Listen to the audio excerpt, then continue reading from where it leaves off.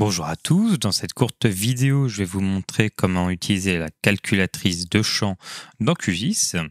Et donc ici, j'ai les données carroyées au 1 km de l'INSEE. Le problème, c'est qu'en les découpant pour correspondre à mon département, eh bien, certains carreaux ne font plus 1 km². Et donc, les données présentes dans la table attributaire, notamment de population, qui peuvent être moyennées, c'est pour ça qu'on retrouve des chiffres parfois un petit peu bizarres, eh bien, ne sont plus exactes puisqu'elles ne correspondent plus à 1 km².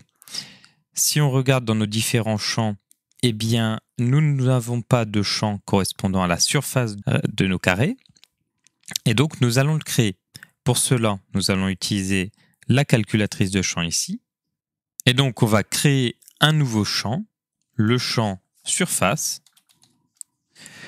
On va laisser le type en entier. On pourrait le mettre en décimal, mais on n'a pas besoin de ce niveau de précision. Et on va ajouter une expression qui va permettre de calculer la surface de chacun de nos polygones. Et elle s'appelle, si on met le symbole $, dans géométrie, on va retrouver area, qui renvoie la valeur de surface. On va observer le résultat, donc on a un certain nombre de surfaces irrégulières, mais la majorité des polygones présente une surface d'1 million de mètres carrés, ce qui correspond à 1 km².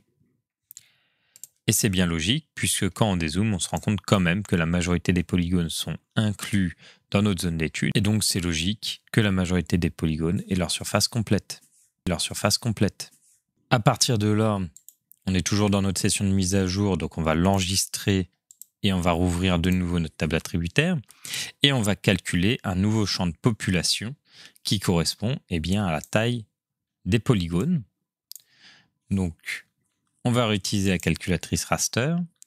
On va créer toujours un nouveau champ qu'on va appeler pop.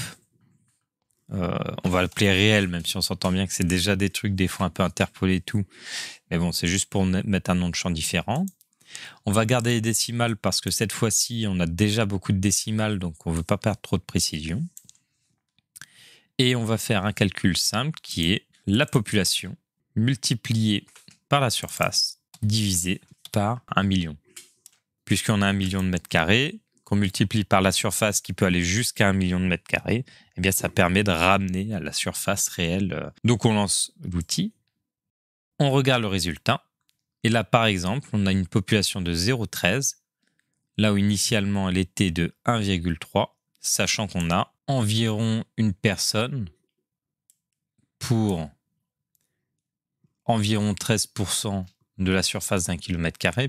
On retrouve 0,13, eh bien on est tout bon. Donc là, on a 3 décimales parce qu'on a fait ce choix-là dans la calculatrice de champ. On aurait pu en mettre davantage, mais ça ira très bien comme ça. À partir de là, donc on peut enregistrer et quitter notre session de mise à jour. Et on peut créer des cartes choroplètes si on en a envie, avec par exemple un symbole gradué sur notre population réelle. J'aime bien le seuil de rupture naturel.